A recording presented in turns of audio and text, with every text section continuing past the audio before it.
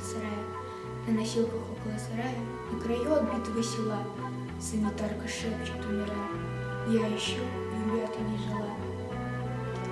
И бойцы вокруг нее толпятся, и не могут ей в глаза смотреть.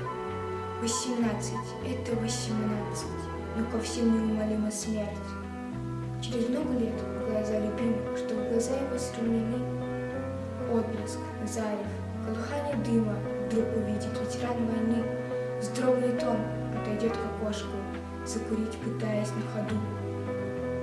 Подожди его, жена, немножко, в 41-м, но сейчас году, там, где возле черного сарая, на краю отбитого села, девочка лепечет, умирая: я еще, ребята,